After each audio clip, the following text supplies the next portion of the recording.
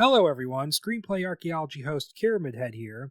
Before we get into today's episode, I just want to get some intro stuff out of the way. First things first, we are now part of the Fandom Limb Media podcast network, so I'm going to link their site down below. And that's why you would have just heard a promo for another podcast, because they're another one of the shows on the network. And as per usual, if you like the show and you'd like to know more, you can check out our social media pages on Facebook, Tumblr, Twitter, and even Instagram now.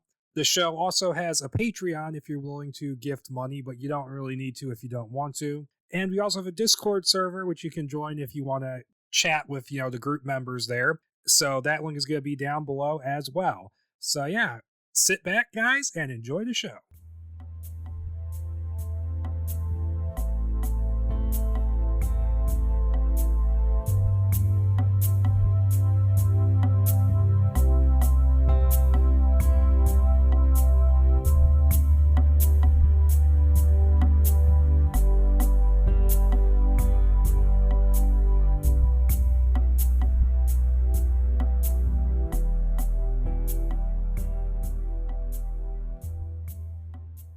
All right, everyone. Hello and welcome to a new episode of the Screenplay Archaeology podcast. I am your host, KiramidHead. And making his way from out of the wilderness after a few years away, or maybe not that long, depending on how you're listening to these podcasts. It is I, WhiskeyBrewer. If you even remember him. Oh God, I hope people remember me. I'll be upset otherwise. My whole acting flourish would be for nothing. I think I've got a whole bunch of people on my Discord channel who weren't even listening back in 2022. See, and that terrifies me, honestly. Just imagine if they'd been listening back when we did Alien Genesis. Just imagine if they'd been listening back when we teased Dead Star and then never did it. I know, and I think that's my fault. It keeps dropping down the list. It was both our faults. Yeah. We will do it, though, because that has been my dream one. Outside of the Richard Stanley stuff. Which, yeah, that's an interesting prospect to think about nowadays. Very true, very true. But, hey, that's what the future holds. But we're here to talk about the past with this script. Specifically, 1849 to 1850. Yeah. Yes. The time when men and people didn't know how to use toilets. And we still didn't have standardized spelling. Or punctuation. No, that's just the author. Indeed. And that's the best segue we will ever come up with, because this week. This isn't a weekly show. What the fuck am I talking about? This episode. Well behind. if this were a weekly episode, if this were a weekly show, I'd fucking die. But no, this episode we're going to be talking about Cormac McCarthy's Blood Meridian, the famous, critically beloved, and infamous novel about a nameless young man in 1849 who drifts his way down to Texas and Mexico and joins a gang of ne'er-do-wells who are hired to gather Indian scalps for the Mexican government. And things go awry from there. That's the best summary I'm going to give you. That's probably the best Cliff Note version of the summary of the novel's plot I think anybody could get. Because the novel, again, like with a lot of Cormac's work, there's a lot of density to it. There's a lot of ideas. There's a lot to soak in. And yeah, that is I think the most succinct single line we could give to that book. Yep, and as befitting a book that is that difficult to summarize, is one that is the most attempted. It's the one that has had probably the most failed attempts to adapt ever since McCarthy got big in the early 90s, because he had been writing since the 60s, but All the Pretty Horses just exploded when that came out in 92, and that's where sort of his whole reputation kind of comes in. Oh yeah, I think that was the period. That was the true crux point of his milieu, and then everybody went back or forward, was trying to grab what they could. And Blood Meridian was published in 85. And then the rights got picked up in '92 by Scott Rudin, who basically grabbed all the McCarthy rights he could at the time, and it just sort of Oh went from God. there because like all the Pretty Horses took forever to get made into a movie, and then it came out bombed. There's all the behind the scenes drama with that one. Again, that's a lot of the cases, the ones that take. But there was that. There was No Country for Old Men. There was The Road. Those all came out. And there was Child of God. But the less we talk about that movie, the better. But we'll have to bring it up again because Very true. I think I know why I thought No Country for Old Men took longer, because I believe the film and the book takes place in the 70s.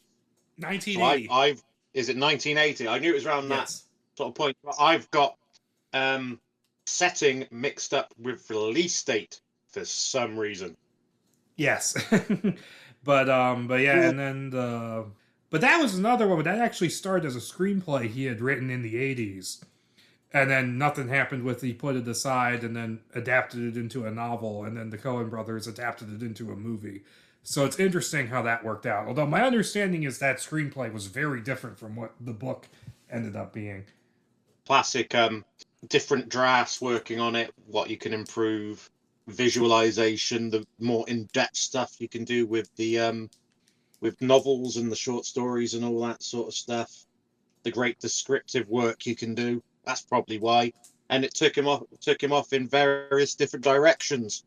True, true. But to sort of dive into Blood Meridian, the rights get picked up along with All the Pretty Horses in 1992. And the first version that was written is, let me look this guy up so that I can have his filmography on hand. It's Steve Teshik, who was a Oscar-winning screenwriter, Oscar-nominated screenwriter. There's a few good ones out there that haven't had their due in the writing department. Yes, he won the Academy Award for the Best Original Screenplay in 1989 for the film Breaking Away. I've not heard of that. Or seen it, possibly. Breaking Away, Eyewitness, Four Friends, The World According to Garp. Oh, that's a film. Early Robin Williams movie. That's right. Something called American Flyers. Flew over my head. But yeah, he was hired, and his draft. There's a book you can read called Cormac McCarthy and Performance by Stacy Peebles, where she talks about the different adaptations, and that script it's in the archives at the university at the university, I think it's University of Texas in San Marcos, and you can go there and read it. Well, I don't plan to travel that far very soon. No, so, me neither, and it's not as far for you. Yeah, that would be a trip and a But half for me. I'm just going to read the script. It's all right. It's all right. yeah, but that one apparently it had a lot more significant changes to the plot than what we're going to read here. Like it had a very specific kind of point of view to it. But yeah, apparently he did his adaptation in '95 and he died in '96, and that version didn't go anywhere. Suppose at that point, yeah, after he passed, they didn't want to continue with his version, and yeah, tried to take their own way with it. And that brings us to 1999 and this script, which is written by Tommy Lee Jones, who I can only assume, and he wanted to direct it and maybe play a role in it. No one knows. It's never been said specifically which role it would have been. And I'm guessing this is him riding high on, he had Men in Black clout at this point.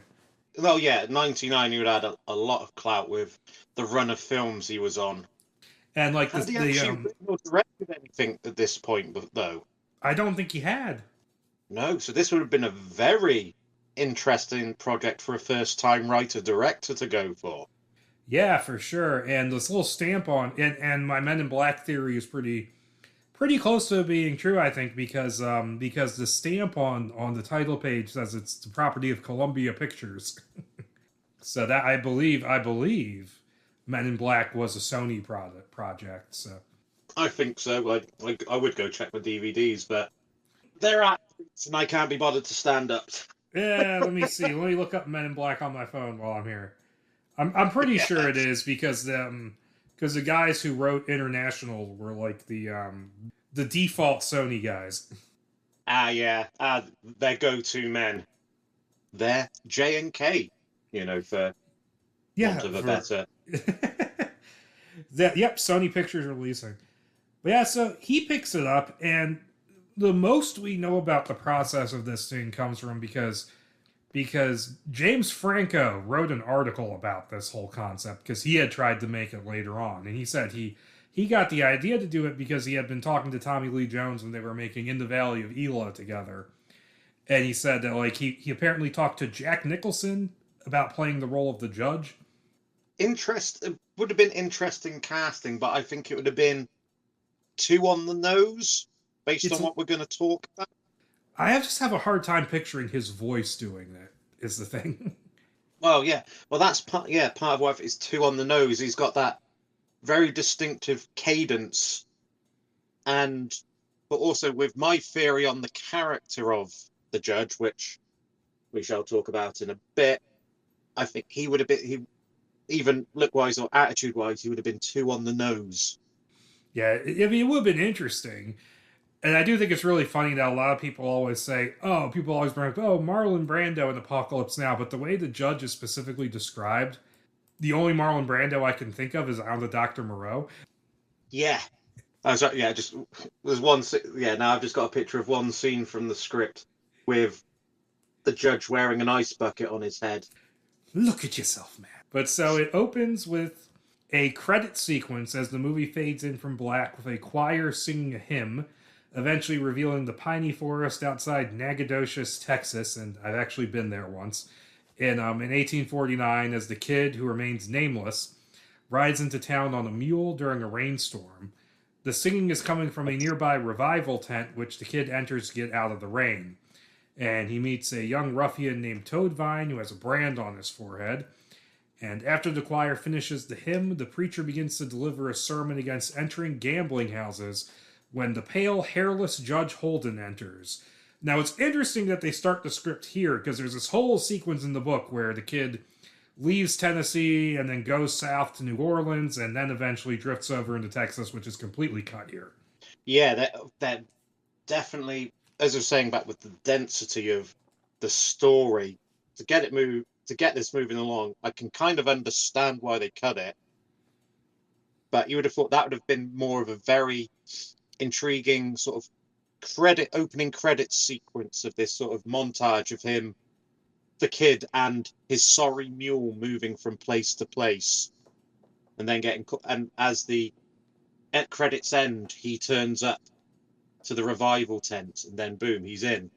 And I think so, that could have been a very interesting touch. Yeah, especially some stylistic choices you could make with that. Yeah, especially with how Tommy has described a lot of stuff later on. I think that could have added to that. So it would have set that classic visual stall up very early. And the judge accuses the preacher of being a fake and being wanted for crimes in multiple states, including molesting a child and having sex with a goat, which the latter seems to upset people more. I chuckled out loud when I read that because I thought, you say all this stuff and he molested a goat. It's like, as the big payoff, it's like, excuse me? That's right, ma'am. I said a goat. And you've got the preacher who's protesting his innocence and all that, and it's just this huge furor going around in the tent. Yeah, basically the crowd gets stirred. Yeah, the kid and Toadvine, they just cut right out of the tent as things get violent, and they run for a nearby hotel where they watch the tent collapse from the gallery. Which I thought would have been a very interesting sort of visual point, just like doing their point of view or just over their shoulders as the violence takes over and the world of this revival tent literally collapses around them. Yep, and so they go inside where the judge is already sitting at the bar looking in the mirror behind the bar, and they get 2 drinks on him. And he's asked how he knew about the preacher's crimes, but he more or less admits to lying about them, which only elicits laughter from the bar patrons. See, I thought that was blackly comic. Yes. You know, that would have caught everyone off guard. If that'd been on screen, that would catch everyone off guard. Like, utter bullshit, mate. Utter bullshit. It shows him as this character who just kind of spreads discord wherever he goes. Just an absolute force of nature who's just will do what he wants. Because is he named in the book, or is he just the judge? He's Judge Holden. No first name. No first name. Ah, okay. I couldn't quite remember. Yeah. And the kid comes to that night, dead drunk on the hotel floor, and he heads out to the outhouse only to run into Toadvine coming the other way, and a fight breaks out when neither will step aside. And then they both get knocked out by a spectator with a shillelagh, and come to the next morning still lying in the mud, and the two of them make up, and the kid goes looking for his boots in the mud, and Toadvine says he knows where to find the man who knocked them out. And they find the man's room in the hotel. They light the door on fire with a match and pieces of an old box to draw him out. And then they beat him up, and the whole hotel catches fire. And so they flee and as they escape, they kick the barman in the face who's going up to stop them, who seems to have history with Toadvine. Yes, he's like, damn it, Toadvine, like this has happened before.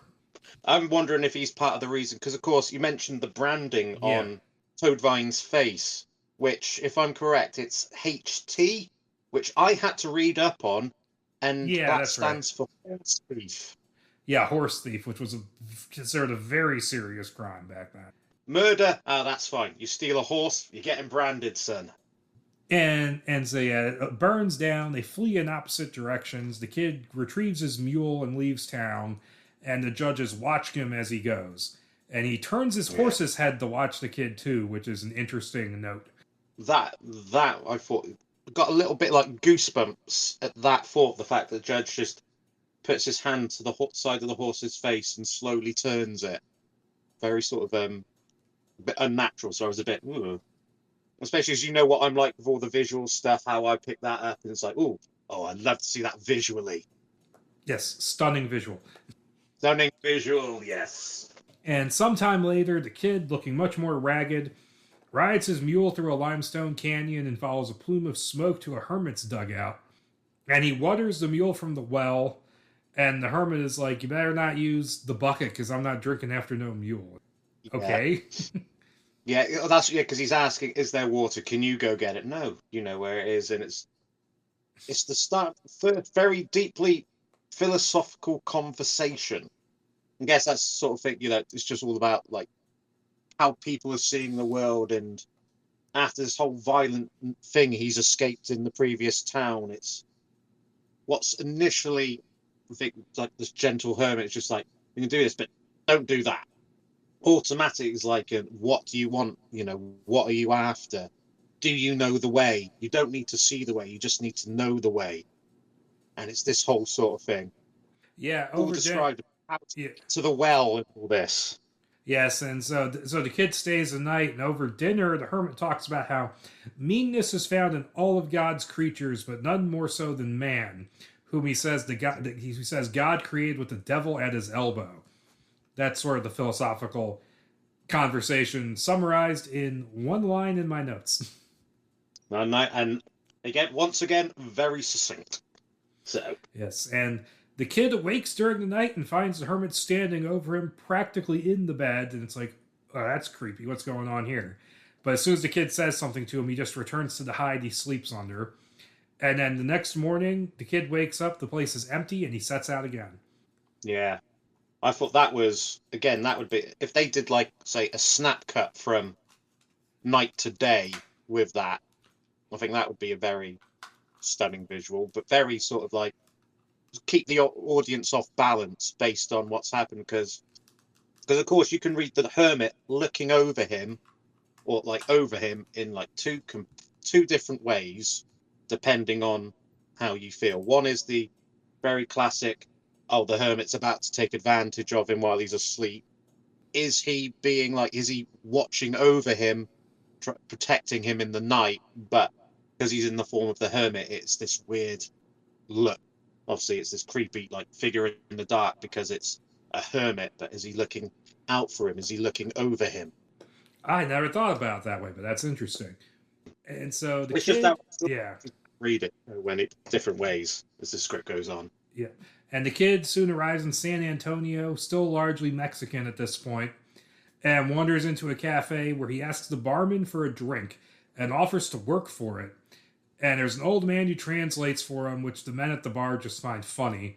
And so the kid offers to sweep for the place for a drink, grabs a broom and does the work, and then the barman just shoos him away and even pulls a gun when the kid starts walking down the bar. But the old man admonishes him not to shoot. He said, and I had to translate the Spanish here. He says his wife is asleep nearby and she doesn't want to hear all the noise, and then he leaves. And so the kid grabs 2 bottles from behind the bar, smashes them over the barman's head, stabs him in the eye with the broken neck of one, and then takes another bottle and leaves. He takes the 2, he smashes the one, stabs him in the eye, then hits him with the other one. I don't know if it's sending the first shard in deeper or it's just to send him down. And so, of course, the barman's, completely effed up on the floor. And just literally hops over the bar, grabs himself another drink, and leg. And it was like, because the fact they're all speaking like Spanish and all that, I was like, the fact that Tommy has written that without the translations in the script, I like that it gives us the kid's point of view on that. It's like, we have no idea what's going on. What are they saying to each other? It's like he's fearing. That's how the book is written too.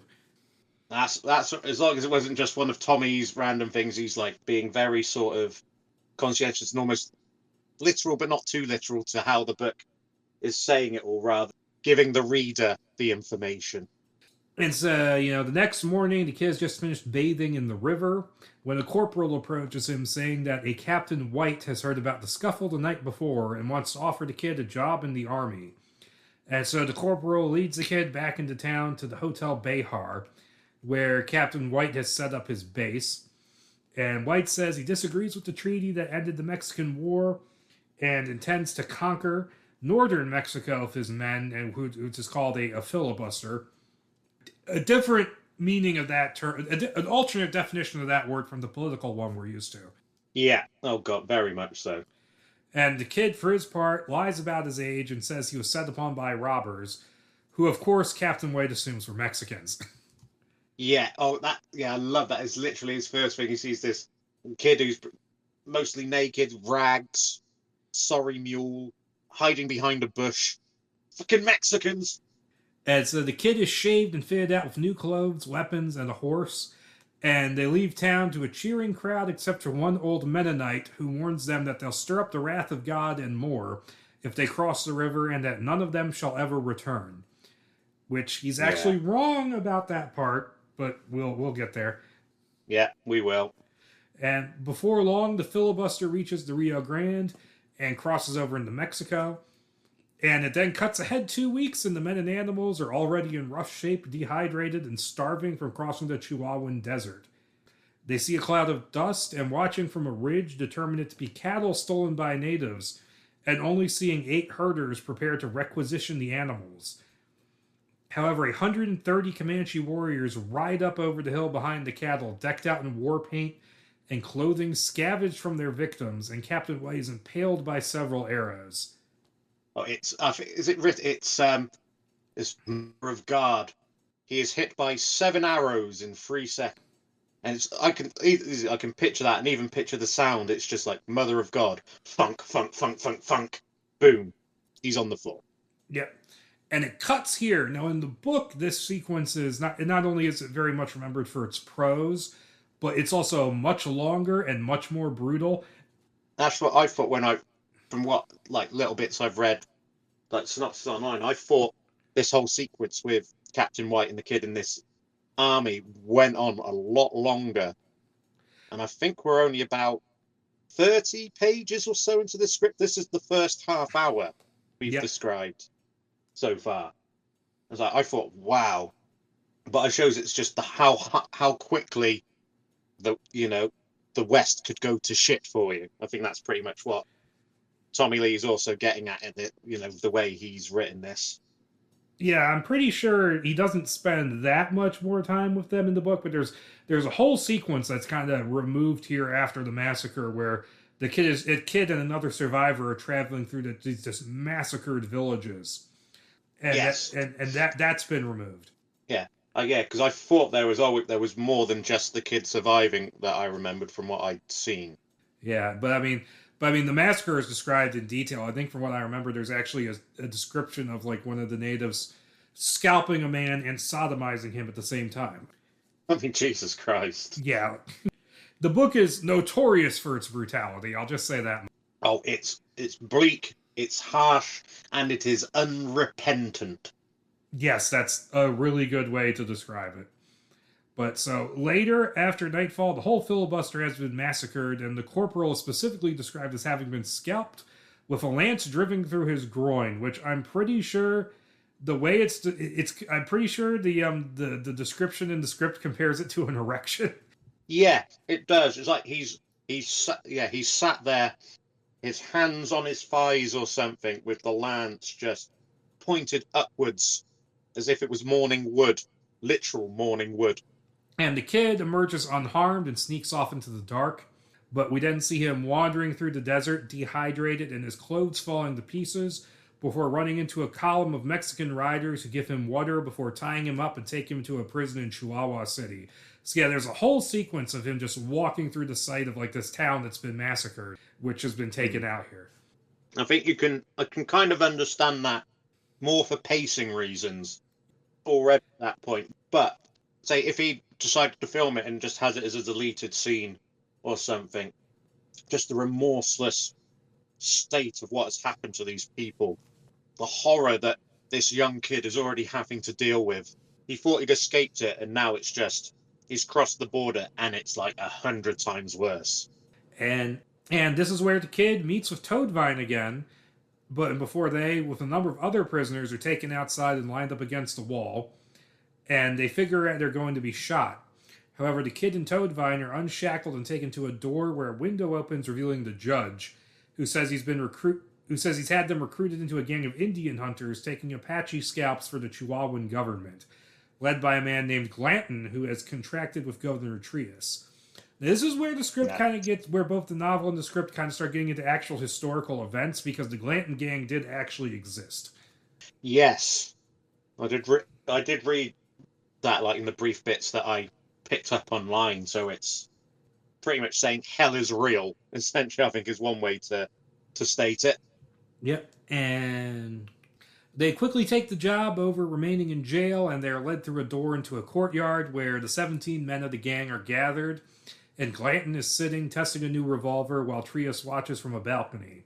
And Glanton says the guns are good, but not worth $50 apiece. And we learn here that Glanton is wanted in Texas with a $500 bounty on him before he negotiates the price down with implied threats. And the gang soon rides out of the city and into the rough country under red skies. Yeah, that is another one where if you could actually shoot that and make it look good, good visual. Oh, that would be an amazing visual. But also, part of me thinks, say, with this movie script, it's also very episodic, which is very similar to the book, from what I believe you've mentioned before. Yes. If it's been like a HBO miniseries, this shot would be the end of either the first or the second episode. Then riding off into red skies, and then credits. Come back next week, folks. Yep.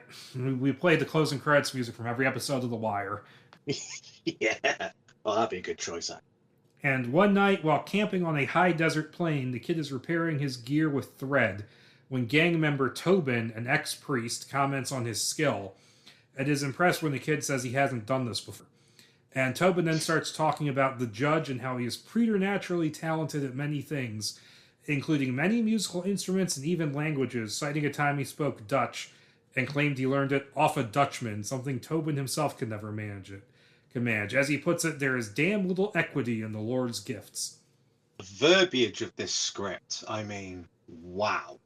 And a lot of that is taken directly from the source text. Yeah. It's very trimmed down, but it's very much pulled from. I suppose if you can't say it in a new way, you might as well just say it how the original did. Yeah, true. And so later, the men are crossing a salt flat when a ragged-looking member named Batcat, with an ear necklace, so he's Dolph Lundgren from Universal Soldier. Are you listening? Points out two others to the kid, Tobin and Toadvine, a black man and a white man, both named John Jackson. And they both clearly hate each other, with White Jackson being virulently racist towards Black Jackson, and asks them who they'd bet on to kill the other. And when they decline, Tobin and Bathcat point out that the younger men very obviously have never hunted for Indians before, and that they'll prove a challenge to them. So that's setting up for stuff later. And they soon arrive at a walled fortress named Corralitos, where one of their outriders, Webster, and 2 of their Delaware scouts show them an old Apache woman left behind in an abandoned camp. And they figured there were 15 or 20 Apaches in the camp before they fled, and Glanton just shoots the old woman dead, ordering one of his men named McGill to take her scalp, and then which he then ties to his saddle horn. And Glanton is then approached by a family of traveling performers and their leader, only known as El Malabarista, which means the juggler, and asks him for protection. And Glanton says, "Ride near the back of the line, and we don't promise you anything." Because the family are slowly starting to show their skills, aren't they? What they can do, and it's like, yeah, go and you'll be entertainment. Just get the back. And the gang camps for the nights below the ruins of an Anasazi cliff dwelling. And the judge combs the ruins for artifacts, which he takes down to the camp and begins sketching in a notebook, throwing each item into the fire when he's finished, including a conquistador helmet that he crumbles into a ball. So that... Into a ball of foil, I think, or a ball looking like foil, I think it says. Yes. And that's just like, how strong is this guy meant to be if he can do that to a I can't even say it, conquistador helmet? There's a scene in the book where it's not in the script, but it's in the book where he picks up a really heavy meteorite that's been sitting in this crater for years and then just throws it to the side. Jesus Christ. And saying he wishes to expunge them from the memory of man. And this leads to Webster saying he doesn't want to be drawn, which Tobin attributes to vanity. But the judge tells of a Waco Indian he drew, and the picture was so lifelike he was afraid of what would happen if it were damaged. So the judge had him bury it in a cave, and he says, "For all I know, it's there still." That, I thought, was a nice little story, so setting the mood of his various skills, because it was all about how he didn't even want the picture to be creased or anything. How do I protect it? Bury it in the cave. Keep it flat. And it's just showing you how preternaturally good he is at drawing and sketching. And the man has everything. Yes, everything. He's almost a Renaissance man in a twisted sense. In a very twisted sense. Yes, and meanwhile, Black Jackson walks over and sits down by the fire, but a drunken White Jackson forces him to leave at gunpoint. And the judge then comments on how one day the Apache will be no more and be forgotten, but the Anasazi ruins will still be there, despite the people themselves being long gone, which leads to a conversation with Tobin about how God doesn't interfere with human brutality, and he made man more predacious than wolves. So this real interesting conversation going on. But while that's happening, Black Jackson sneaks up behind White Jackson and beheads him with a single swipe of a Bowie knife, and his blood spraying into the campfire. And then the men begin to move away from the fire, except for the kid, who stays and watches the judge as he sketches. And White Johnson's head rolls in between them, looking up into the sky of the Milky Way. I'd love to have seen that on screen. Just that, the kid entranced in this conversation, all the while brutality has gone on around him, and he's just completely ignored it. And they set out on their way again, climbing a path to the top of the canyon wall. A mule falls while they are taking the path, and once they reach the top, it's described as like a shot from like straight up. It's like you're looking straight down and you can't see the bottom of the canyon. That would set off my vertigo. I mean, Jesus. I wouldn't be able to handle that on screen, I don't think. Yeah, that would have been pretty crazy. But later on, Glanton confers with one of the Delaware scouts who says there are no Apache to the east or west, and Glanton tells them they should scout north, and that they'll eat his crippled horse tonight. And as they camp for the night, Glanton asks the Malabarista to tell their fortunes, and the showman accepts, sitting his wife on a rock facing away from the men and blindfolds her. And he takes out a deck of tarot cards, shuffles them, having Black Jackson draw one, which turns out to be the Fool. And the wife calls out not only who drew the card, but reads a fortune in Spanish, which the judge interprets as telling Black Jackson to beware the demon rum, but that's not the exact thing she says, but it's close.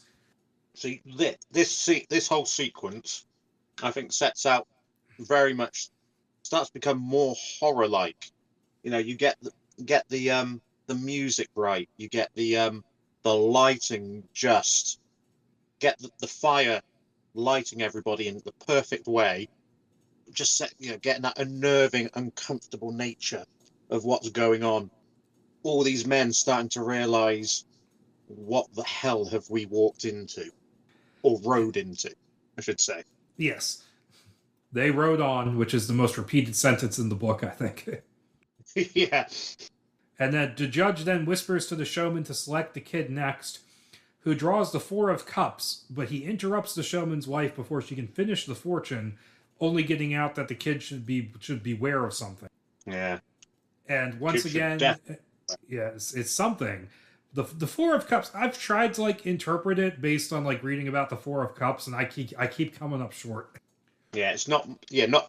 Yeah, I was about to say not my area expertise, but I think most people class me as jack of all trades and a master of none. So yeah, I tried looking it up and figuring it out, but it was a little dense. Again, that's probably why Cormac may have gone with it, or that sort of one for the book, because it's a dense book, dense research. Have fun, folks. And once again, at the judge's suggestion, the showman offers the cards to Glanton, who draws a card but throws it away into the night. The wife, however, says it was the Chariot inverted, the card of vengeance and war, and starts ranting, but Glanton threatens to shoot her if she doesn't stop.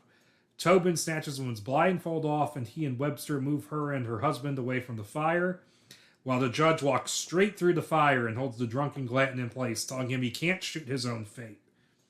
Which is interesting because Glanton seems in charge in every other moment except this one. Yeah, because the judge whispers in the fortune teller's ear, it's like, El Jefe. And then it's like, I swear one of the whispers, it's like almost hissing. He's hissing in the fortune teller's ears going. And before long, they arrive at the mining town of Janos, where a man named Smythe is about to take the meat from a dead mule despite having been killed by a rattlesnake. They were attacked by the Apache, and it's the only food they have left. And inside a nearby house, Toadvine, Tobin, and the kid come across a man dying from a shot to the gut, who sings a hymn before he starts coughing up blood and wonders if God has forsaken the people of Janos. That night, the gang camps in the plaza, and the Malabarista's family puts on a show, with the judge joining in and playing a guitar, while a young Indian boy with a red headband watches rapturously. And Tobin speaks of how God speaks to all creatures, and when the kid says he hasn't heard any voice, the ex-priest replies that he'll know he heard it all his life when it stops.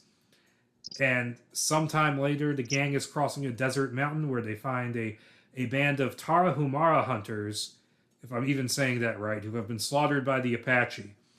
And we see that the judge has a small scalp tied to his saddle horn with a red ribbon, so yeah. Yeah.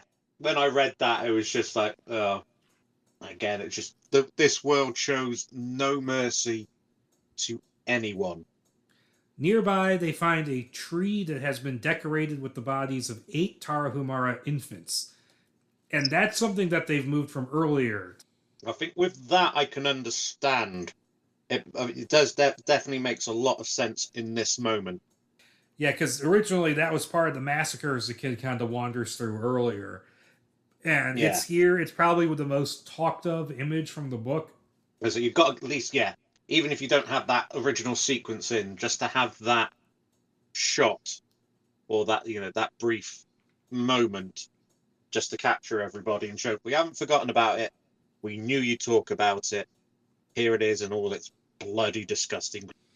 And so later on, while camped in an arroyo, one of the Delaware scouts tells Glanton that they found an Apache encampment 2 days to the south, and Glanton orders his men to travel fast and quiet by night. At sunrise, they come across a group of miners that have been massacred and tied to the wheels of their wagon. One of them has been filled with arrows, scalped, and castrated with his genitalia stuck in his mouth, so George Stark from the Dark Half has been here. Yes. Yes, he has. And the camp nearby... They camp nearby, and Tobin once again discusses his view of God with the kid, saying that God letting that happen and then having them discover it is some sort of cosmic joke. But the judge has a different take, though, saying that them bearing witness isn't a secondary thing, but the whole point, everything has to be observed. Another philosophical point that we do not have the wherewithal to go into here. No, yeah, that we'd have to start an entirely new podcast series for that one. Yeah, we haven't smoked nearly enough. Yeah. And they soon spot the smoke coming from Apache campfires and sneak up on the encampment, which is on the shore of a lake during the night and the early morning. They ride. I believe this is where they say, "Did you learn how to whisper in a sawmill?" Yeah. But they ride into the camp and wreak havoc, killing and beating every person they can get their hands on, including a man trying to surrender and a Mexican captive seeking their aid. And one of the Delawares even murders 2 infants by bashing their heads open on rocks, while another man rapes a dying Apache girl on the lake shore. A band of warriors manages to escape and ride away, though. Not even the gang's members are safe, as McGill, run through with a lance, is gunned down by Glanton. Now, there's a subtlety here that isn't explained in the script, but McGill is actually Mexican. I completely missed that. Yeah, it's not in the script at all. The whole thing is that it's this whole thing it's barely addressed in the book. His name is actually Miguel, but they call him McGill. Okay. Actually, I like that. So that had been who could they at this time period? Who could they have cast for that? I mean, if it's Tommy Lee Jones, probably would have cast a bunch of just random character actors for these roles that don't even have lines. That's very true. I'm just thinking, would have been Benjamin Bratt have worked for that at that point? He would have been sort of. Was he already on Law and Order by this point? Not in '99, no. Okay, I don't know my Law and Order as well. Yeah, the Benjamin Bratt was a lot later. I think he was about 10 years later. I think if this was post-Demolition Man around that period. Oh God, that's right. So I suppose they could have got him, but then that would have been probably. It was just shown that nobody, even nobody in your own party is safe from, if he thinks you look different, you're getting gunned down. I don't care if you're one of mine. The bloodlust is taking over. And the Apache warriors return and watch from a distant hill, and the gang starts shooting at them, causing them to flee. And Glanton and several others pursue them, shooting down the chieftain who is leading them. And Glanton beheads the chief and takes it back to the camp, but the judge confirms it isn't Gomez, the leader they're contracted to kill, and whose head is worth more than the $100 they get per scalp. And they have this whole conversation about how Gomez is Mexican. He's like, surely this guy isn't all Mexican. He's like, you can't be. Which is just like Mexican. And he's like, yeah, I think he says to the head is like, not much of a chieftain, were you? And the judge, meanwhile, has another Indian child sitting on his lap with a green ribbon on its head. And as they leave the camp at noon, the judge has another scalp on his saddle tied with a green ribbon. The man is a fucking psycho. Oh, a complete monster. Oh, yeah. And so they're still... You would be freaked by seeing that on screen, I think. Yep. And they're still traveling along when one of the Delawares puts his ear to the ground and tells Glanton that they're being pursued by Apache warriors on horseback. And the pursuit continues across a desert and into a mountain range, and after 2 scraps with the Apache, the gang runs entirely out of gunpowder and is forced to run for real. As they cross a rock wall on top of a mountain, they pass a cave, which the judge has the men enter and gather bat shit in their satchels. And they continue... Guano. Yeah, they continue on and come to a stream where they refill their water, and the judge tells the gang to ride around the mountain and return in 36 hours, and to leave their satchels with him. So the gang circles the mountain, the judge sets up a fire, mixes the ash with the guano, and then carefully measures amounts of stream water to pour over it, singing as he works. And it's interesting because, the Apache just completely ignore him, is the implication. That it's almost like they don't even know he's there. No. Wonder if while he's doing what he's doing, it's some sort of black magic ritual. And so the men continue their circle. The judge makes charcoal with a crude kiln built from the rocks. And the gang comes upon a freshly killed deer left there by a mountain lion and finally gets some food before returning to the judge, who has dammed up the stream and is bathing in the water. He tells the men to drink their fill and then start climbing the mountain. As they continue to climb, pursued by the Apache, The judge finds some sulfur on the rocks. The mountain is a dead volcano, and gathers it up, telling the men he needs 2 pounds, chopped fine and pure. And at the top, the judge places the sulfur and the saltpeter leached from the guano in a bowl-like depression and mixes them thoroughly, and then orders the men to piss, saying he needs the ammonia. And so, he starts first, and then the men are like, "What the hell?" Then it's all just like, it's described in the script how they're desperate to get their britches off to reach in for their members to then all start peeing into the bowl as the judges in some sort of religious fervor. And so the judge kneads the mixture into a black dough, which he coats on the rocks to dry out in the sun, and walks to the edge of the peak to draw the attention of the Apache.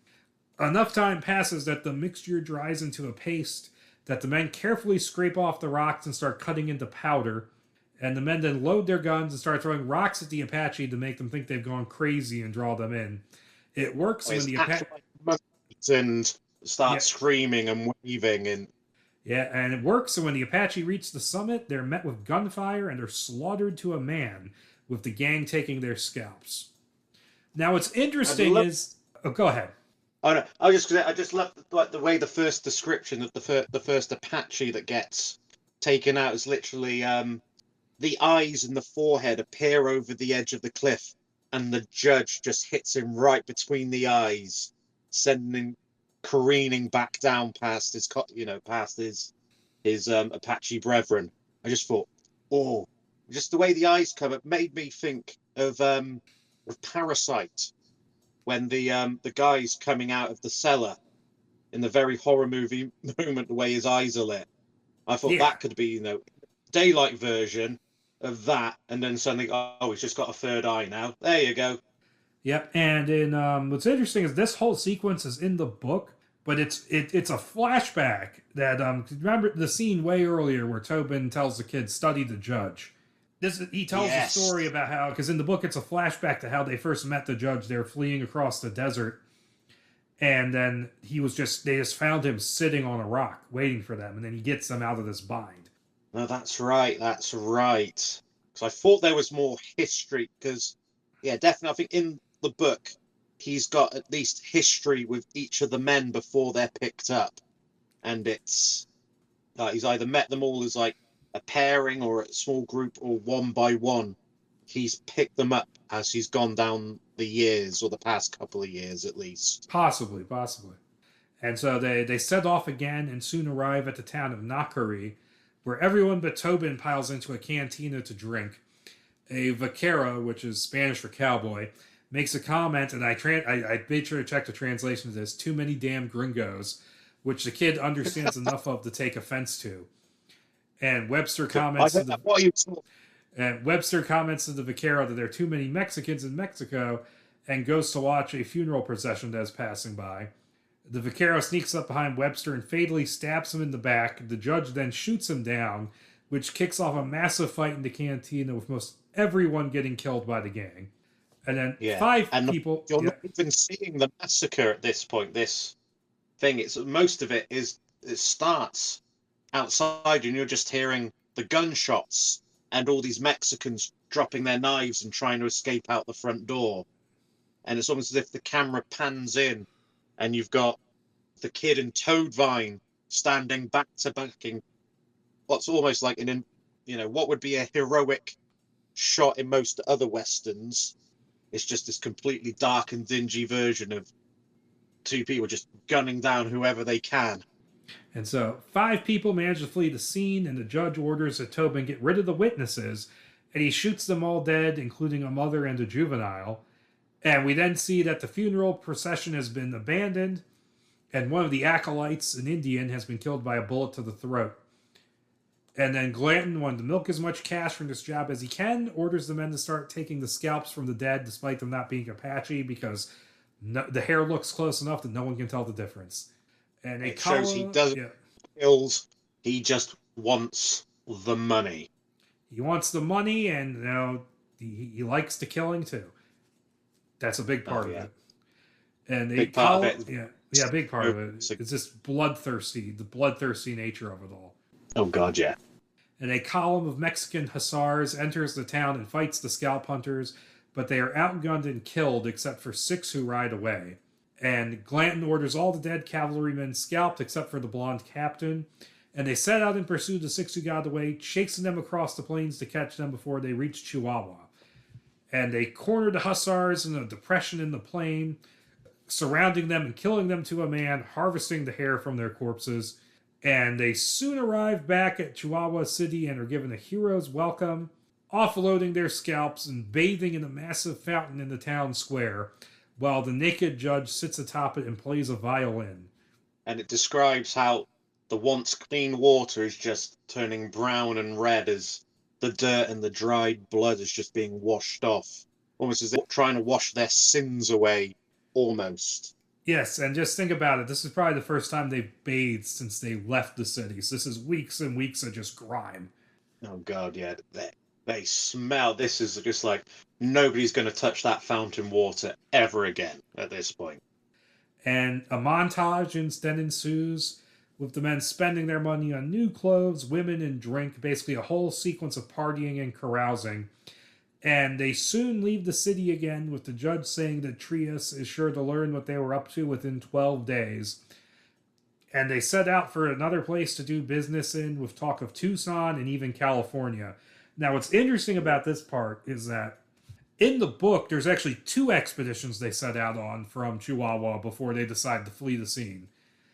And they sort of have taken bits and pieces of both of them for this one, but on the second one, that's when they really like the whole Inakari, tavern massacre. That's on the second. Yeah. That's on the second trip out, and they also just start attacking villages full of just peaceful Indians who aren't a problem, who they're not supposed to be attacking. That's when they really start going nuts and just killing everybody.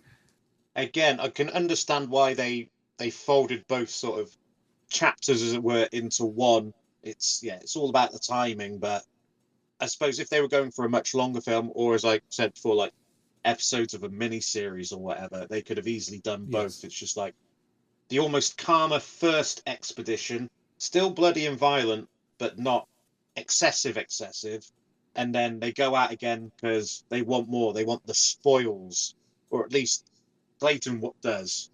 And it's just like, we're going out, we're taking out whoever we can now. And it's just like, don't care if you're guilty or innocent, you're mine. Pretty much what's in his head. Yeah, and also, they're talking about heading to Tucson. There's a whole sequence in the book, too, where they head over to, I think it's Sonora. They move to another Mexican state, and they start running the same scam there. And they end up getting caught doing it, and they have to flee into it's in winter, and they're fleeing through the snow and the cold and have to burn all the scalps for warmth. Oh, God. And there's a whole sequence where the kid ends up separated out from the rest of the gang, and he's like traveling through the cold, and he comes across a burning tree, which is one of those symbols and visuals that would have been really cool. Oh yeah, seeing that through like the cold and the blizzard, it's just this. To him, it's almost like the fire of God before lighting his way to safety, almost. Like the burning bush. The burning bush. There we go. But as they travel, the judge starts gathering up things like a desert flower, a butterfly, and a bird's egg, and starts sketching them in his notebook, which leads to a conversation with the judge talking about how knowledge of everything on Earth will make man the ruler of the world, with the kid retorting that no man can know everything. And he picks up a small lizard and throws it on the fire, saying nothing can happen on Earth without his dispensation. And he says, the freedom of birds is an insult to me. I'd have them all in zoos. And the kid just responds, that'd be a hell of a zoo. Because he also shows like the dead butterfly because he's looking at the wings or something, and he's just showing it all, and it's just all like everything the judge touches just turns to death because he has not willed it to live, and that's just that kind of man. It's how can you keep traveling with a man like that? He just has this sway over. Very dangerous kind of man. And after some time, they reach the walls of Tucson, where they meet Mangas Coloradas and his band of Chiricahuas, who I think are a different kind of Apache, if I'm not mistaken. I could be wrong on that one. Who have they have kind of very lazily besieged the town. Like they're just kind of sitting outside it, not really doing much. And they make a deal with Glanton and the judge, a barrel of whiskey in exchange for gold they've taken from dead white men. And the gang soon enters Tucson, where Lieutenant Coots welcomes them, talking about how they've been besieged here and their supplies are running low. The gang soon heads to a cantina, where the judge makes a pitch to the people saying Glanton and his men will escort them to the California gold fields, and subtly intimidates a heckler. And someone in the crowd says they should ask Cloyce and the Wild Man, and they seek him out, finding that the Wild Man is an imbecile that he keeps in the cage and charges 10 cents for people to see. It's like, you let women see that thing? Ain't none ever asked. I did laugh at that. And they offer Cloyce a deal. They'll escort him for $100, but will lower the fee if he can get others to join him. So they're starting a whole new scam now. Whole new scam. They've moved on. They've got the money from the first one. Let's keep going while the money's good. Yep. And so Glanton and his men go to eat at an establishment called Owen's Eating House, and they all sit down at a table. And so Owens, the proprietor, objects, saying that Black Jackson has to sit at another table as the place is segregated. And the men all act like they don't know what the problem is. And even Glanton tells Owens to back down, as none of them look like men willing to get up. But Owens insists. And so Bathcat hands Owens his pistol, telling him to shoot Black Jackson if he has a problem with it, but refuses, even when Black Jackson stands up with his own pistol. And the black man blows his brains out. Bathcat retrieves his pistol, and they go about getting something to eat. I love it. And the fact Bathcat is saying to him, no, he's not going to listen to you. Shoot him. Shoot the naughty word. Yes. And which is used quite proliferally throughout this script. Well, I suppose for the era, it does make sense, but it's just weird for and they a use white writer. And they use it to refer to different groups, too. Yeah. Oh, yeah, especially a bit later on, yes. Possibly the most famous, one of the more famous lines from the book. Yeah. And so Cloyce meets up with the gang at an outdoor tavern with several other potential travelers in tow, along with the imbecile in the cage. And the judge is playing a concertina and has the rapt attention of a 15-year-old Mexican girl. So you just are going, there it goes again. Yeah, so is the girl playing guitar as well, or was that is that earlier in the script? That might have been an earlier scene where a kid is playing along with him. I do remember that. Part of me just thought it was this bit, but it might have been this bit. I don't remember. And so we start getting backstory on the imbecile, who is Cloyce's brother, who was shipped to him in a crate when his parents died, and he was even tarred and feathered in Arkansas when the people claimed he was drugging his brother, whose name is James Robert. But he stayed crazy even when they took him away and started giving him clothes and stuff. So eventually they gave him back to him. Yeah, I thought, oh my god, just the absurdity of that. And when he was shipped to him, he was in the box for 5 weeks. He didn't mind, man. It's like that guy who shipped himself in the box. Yes. Yeah. And Lieutenant Coots soon shows up, asking to arrest the man who killed Owens, but Glanton denies any of his men were in the eating house, and the judge backs him up. Coots backs down only after it's clear this will start a fight, and the judge, placing his hand on the girl's shoulder, invites Cloyce and James Robert to dine with the gang then. We then jump ahead to the feast, seen from James Robert's point of view, inside the cage, and it seems hellish and chaotic viewed in brief glimpses. And the girl, naked and with a bloody, broken-nosed face, grabs onto the cage and begs James Robert for help, but he just watches as a huge hand grabs her by the hair and drags her off into the night. Yeah, that's a jump scare for the horror of this script, rather than the unnervingness of everything else. That's just another shot of pure horror. It's just like, oh god. Yeah, give that excerpt to Jason Blum. He'll buy it just based on the jump scare potential. Yes. Oh god, yeah, he would. And the gang, along with their new followers, soon leaves Tucson, delivering the promised barrel of whiskey to Mangas Coloradas and his men, taking the gold in payment. And they actually made due on their word. That's surprising. and then departing on the road to California.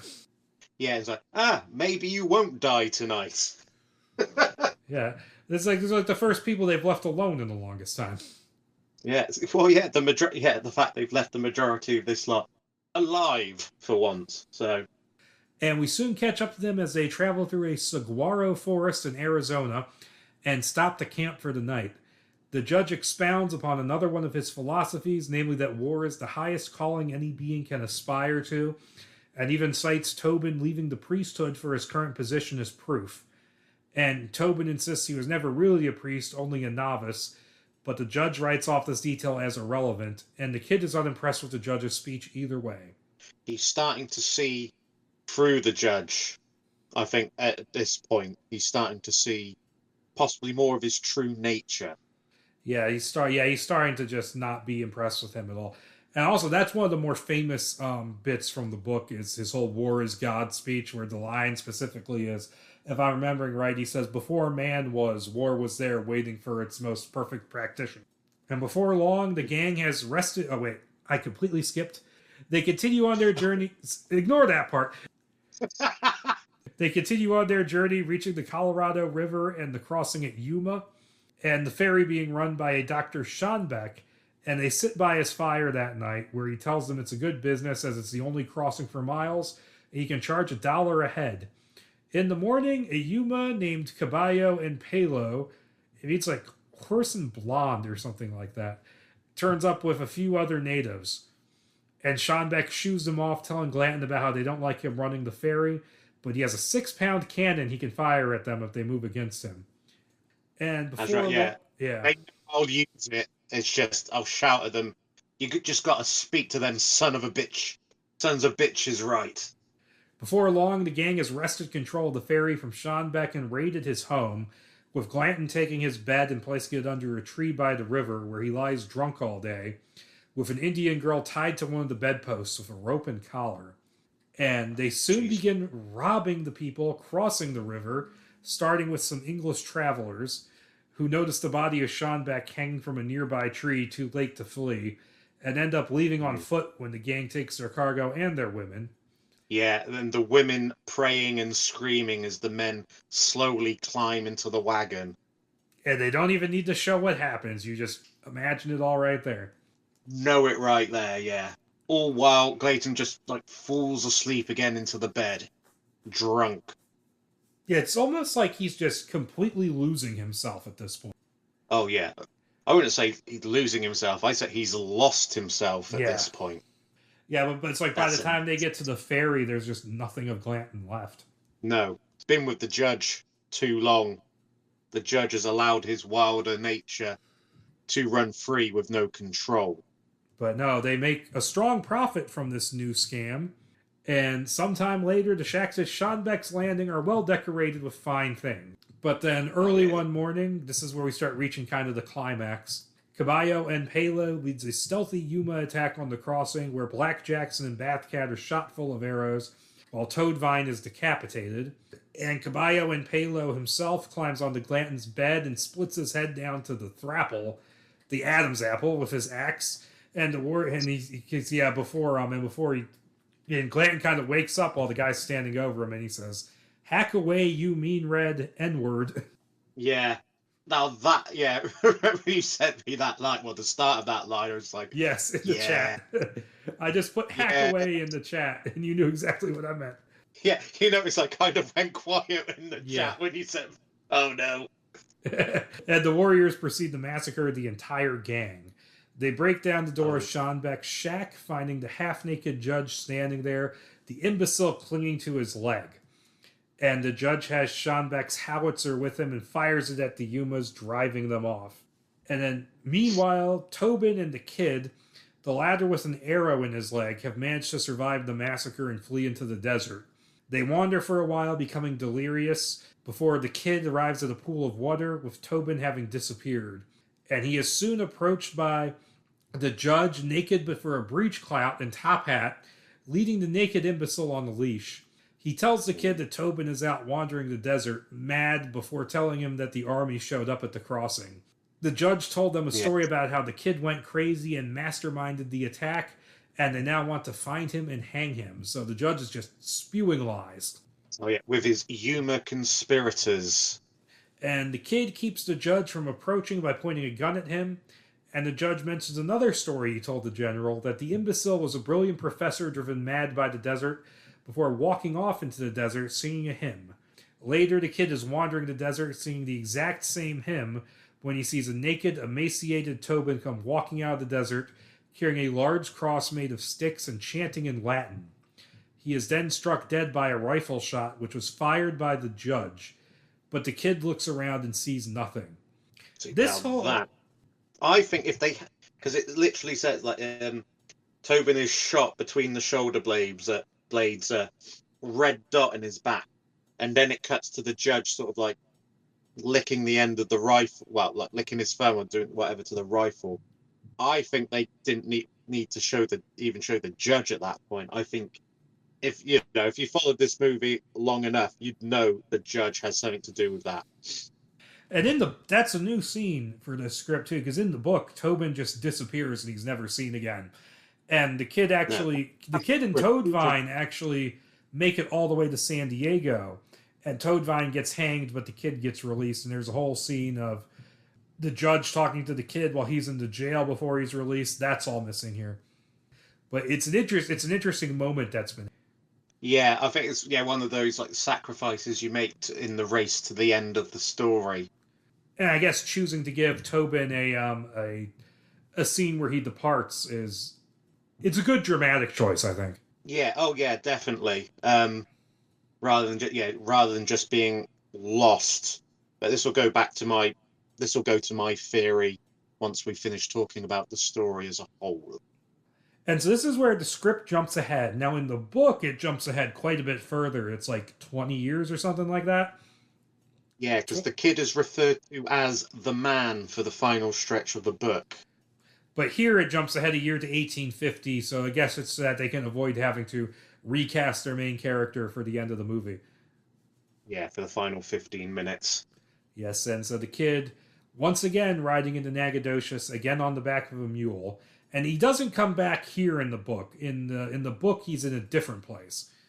But I think I can understand why they've done it. It's like the full circle of his story. And so that they can reuse locations. Gotta save the money. The finger thing means the taxes. Yeah. He heads into the hotel saloon, apparently rebuilt after the fire, where a dancing bear is on the stage, attended to by a little girl with an organ grinder. And the kid gets a drink at the bar where he sees the judge looking at him in the mirror. And they have a philosophical conversation with the judge saying destiny has brought him here for the reason, while the kid argues against that. And the character is only called this big whore, then takes the stage, saying to bring out the fiddlers so they can hold a dance. Yeah, get that dancing bear off the stage. And so someone shoots the dancing bear to death to hurry it off the stage, leaving the little girl distraught. And the judge who shot the bear and was going to blame it on the kid, but it never actually says who shot. I think it's just somebody in the crowd. This is just a wild crowd and they don't care. And so the kid leaves the saloon and heads to the outhouse where he finds the smiling, naked judge waiting for him inside. Then the kid is pulled into the outhouse and the door shuts behind him. Now that, pure horror fuel. You get a decent amount of, say, like a moonlight look of the evil glare on the judge's face. And then, it's the classic horror movie, pulled into the darkness, door slams shut. Not even a scream is heard. And you don't know what happens. That's what you can assume. Yeah, you can assume. Now, my thing reading the book is that it's one of the things that sticks out the most in the book. You spend the book going through all these massacres, all this brutality, all described in detail. And you get to this moment at the end, and it's almost like it almost catches you off guard because you don't know what happens. It kind of drives you crazy, wondering what happens. Yeah, because we've got 3 men at this who then appear, and like 2 men have left the saloon and see one man just peeing into the mud. He's like, "Somebody in there? Don't open the door." What do you mean? Is somebody in there? Trust me, don't open the door. Yeah, he says, you don't want to go in there. Yeah, you don't want to go in there. Don't open the door. Yeah, Either one will work. Either one will work. Yeah. And then the first man opens the door, looks in horror at the sight, and then closes the door and walks away, Yeah. leaving the third man dumbfounded, who then opens the door. And then, boom, snap cut to the inside of the saloon where the dance is well underway. Yep. And before that happens, there's actually a shot of the dead bear being dragged away as the dance becomes more and more almost orgiastic. And it's noted that the little girl is no longer around. Yeah. And that says to me many horrible things. So yes, there's a whole discussion over what that means amongst readers, and it's like it gets into some weird interpretations. But back in the saloon, the judges join the party, dancing with the big whore and playing the fiddle, eventually stepping from the stage to the bar to dance there as well. And all the while, he sings about how he never sleeps and he will never die, leading the celebration in the saloon as it ends. Now, he's naked the entire time. Yeah. Yeah, and he's whipping this dance up more into this fervor now that it's like he's the life and soul of the party. Yeah, and it's just this crazy scene. It's unsettling the way it's described, and if directed right, it would have also been very unsettling. Oh yeah, you get as I said before, like get the music right, you get the lighting right, and it's literally just a literal picture of hell right there. And hell of a way to end it. Now in the book, there's an epilogue where there's a guy digging post holes, and it's like interpreted as being like he's digging a fence, and the fence is sort of the encroaching civilization on the West. So it's interesting that every script adaptation I've read completely removes that element. Yeah, I think with the story, it would be a weird it'd be a bit of an anticlimactic ending shot or mini sequence. But ending it here just leaves you with this disturbing what just happened moment. It'll leave you unsettled and thinking about it the whole time. Yeah, what sweet hell is this? So overall, good script. It's a fantastic script, and the fact he's been, there's a lot of description in the script. I'm wondering if, because obviously, he planned to direct it, so he literally is almost like he storyboarded it properly with words, which not a lot of scripts can get right when they attempt it. It's just very bleak. It's remorseless. There's no sense of hope at all, and for me, that's partially why I think, sadly, it didn't get made. Yeah, it was. Yeah, I was going to mention that. Yeah. Yeah, according to what Tommy Lee Jones apparently told James Franco was that he couldn't get anybody to sign off on it because of the brutality, and that's like a running theme amongst all these different versions, because it gets bounced back and forth between different people. Like there's a whole bunch of directors who have been attached to it. Like Andrew Dominik apparently tried at one point or thought about it. Like Lynn Ramsey's name was on the list. Famously, Ridley Scott was attached in 2004, and they have a script together which is out there. Cocaine Cigar trying to make this bloody script. Can you imagine that? I mean, Jesus. He's there going, not bloody enough. But his version is written by William Monahan, and that script takes a lot more liberties with it, but I'm not going to go into detail because that's for another time. Oh yeah, that's a completely different one. Because you had that, and then that one also couldn't go forward because of the violence, and then Todd Field was attached to do it at one point, and that never happened. And then you had James Franco, who in 2011, he tried to do it. He shot some test footage, which was, I don't know if you've seen that, but it is awful. I haven't. I've heard of it, but I've never seen the footage. It is real bad. The one thing I can say of it that's actually pretty good is the fact that Scott Glenn is playing Tobin. Oh, and he's good. He's really good.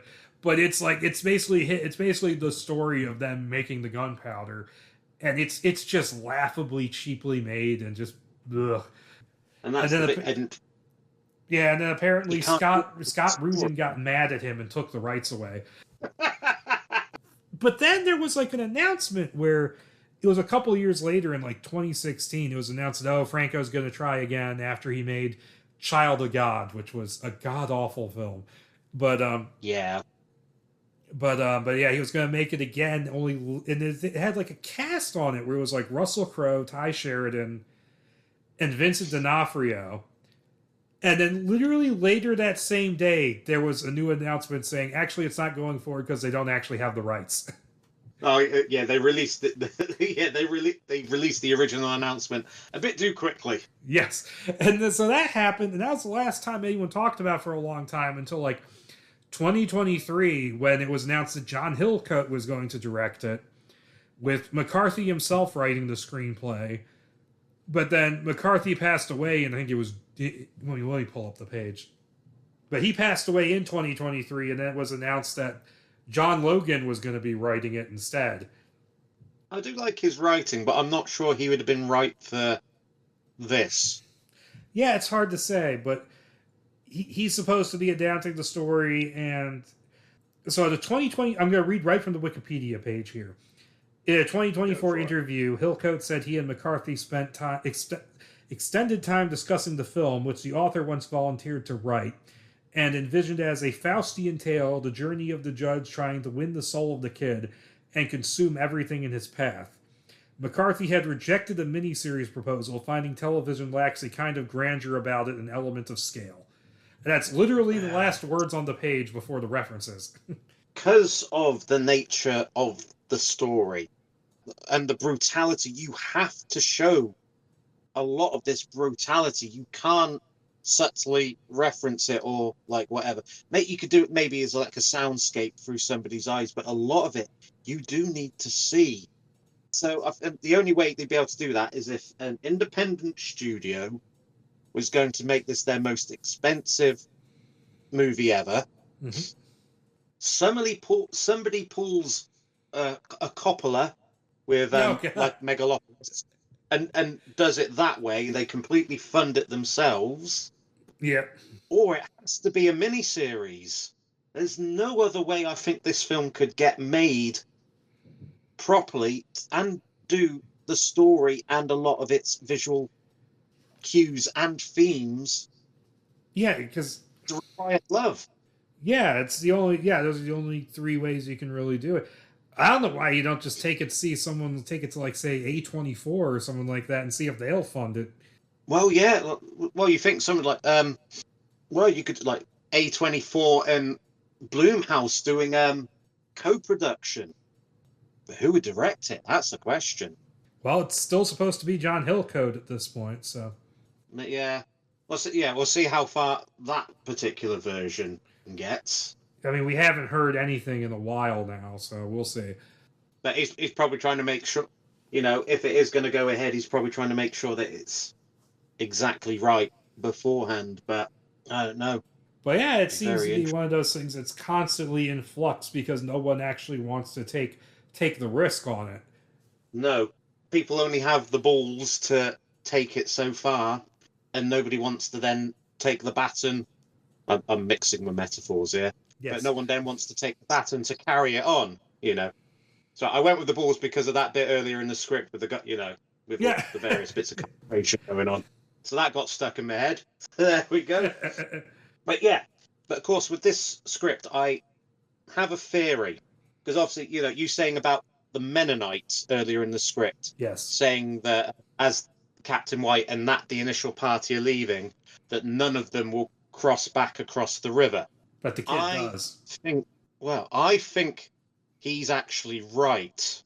My theory is that the kid doesn't actually survive the massacre. I think he wakes up in purgatory, and the judge is very literally the devil. And literally he's picking some off. He's trying to find people. He's trying to bring out the true darkness in the people to get them, like the people he wants, into hell. So of course the scalpers, Black Jackson, White Jackson, Toadvine, all of those that blatant, all of those that go to their true darkness in the massacres, attacking all the people and robbing and killing those who come to the river. All of that. It's them giving up their souls, and then they're killed by the Indians, who could be, seen as like, spirits or whatever.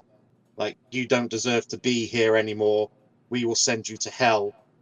And the kid tries to escape, and the dance at the end is very much the dance of death. And the little girl could be like the last vestige of goodness the kid sees before the devil takes him. It certainly fits with just going by the script. Well, that's what I mean. Just going by Tommy Lee Jones's version of the script, that's what, that was screaming. That was what was screaming in my face. And like with all that's why, the fact that Tobin's the ex-priest, and he's realized in the desert of purgatory, when they've escaped and he's driven mad, he's created the cross and he's speaking Latin to try and save his soul from the judge. And the judge realizes he can't have him because, he's gone full religious fervor, because Tobin's gone full religious fervor in the desert, which if it was the real world, he'd be seen as mad. But in what I see as purgatory, he's saving his own soul. So the judge is just like, you know what? You want to get to heaven so bad? Let me make it quicker for you. Yeah. Now, of course, the Yuma massacre is a real historical event.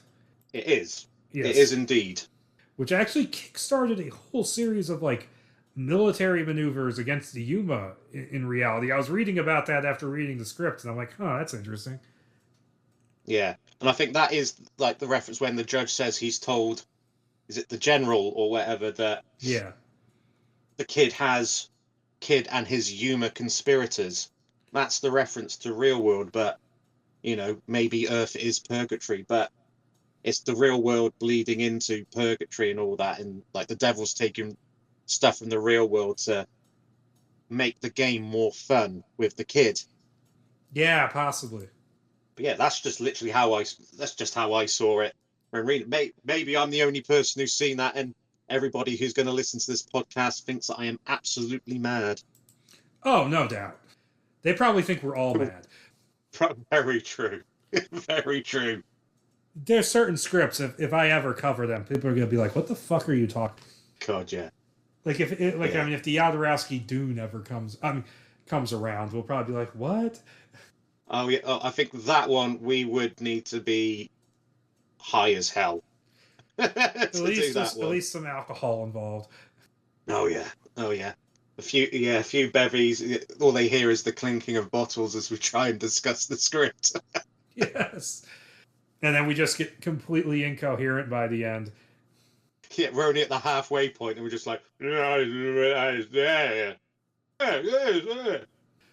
no, there's a few things like that where I'm just like, there's a script called The Broodmare, which I think I've actually talked about on mic at least once, where it's just this bizarre script that was on the Blood List one year that it's like, you think it's going to be one thing and then it's another. See, I love those kind of scripts. I wouldn't say it was good, though. It's just the fact it takes it in a different direction makes it, I've got to read this just to see where it's going. Yeah. Heck, I'll probably just link it to you when we get done. But no, that was Blood Meridian. Honestly, this was the second script ever written. I think they kind of got it right. Honestly, yeah. The thing with this is that because it's such a dense book, it's a matter of picking and choosing which parts are the most important to you and what you want to say with the movie. And that's what makes it interesting, is the way he picks and chooses scenes, moves them around, reorders them, rearranges them. Yeah, refolds bits into each other so it's almost one thing. And the movie is literally right there, especially how he describes everything. Yeah, I think if he had been able to pull it off, it would have been... And he actually did end up directing another McCarthy thing later on, because he did the straight to HBO movie of The Sunset Limited, which was just him and Samuel L. Jackson talking in a room, and it's good. I haven't seen. I guess I'll have to track that one down. Yeah, it's basically just It's basically Tommy Lee Jones as a suicidal professor, and Samuel L. Jackson's an ex-con who stops him from throwing himself in front of a train, takes him back to his apartment, and they have this long conversation for like the next 90 minutes, and it was pretty interesting. Well then, that's going on my list. It's a long list, but it's going on the list. Oh, it's an endless list. Yeah, hopefully it doesn't get pushed down the list too much, though.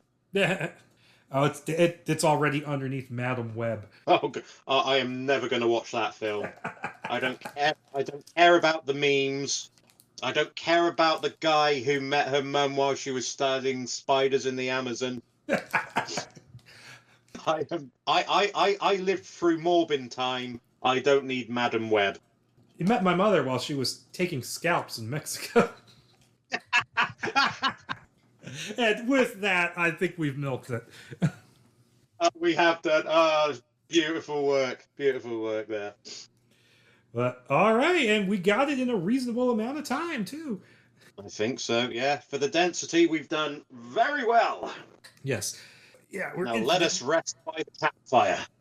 Yes, and so yeah, let us. Now it's time for us to ride on. Oh yeah, time to be hitting the old dusty trail. Sharpen our knives. Get my whiskey ready. Time to go look for more scalps. Scouts. But Let's go hunting. But with that being said, hope you guys enjoyed the episode, and until next time, bye. Bye, folks.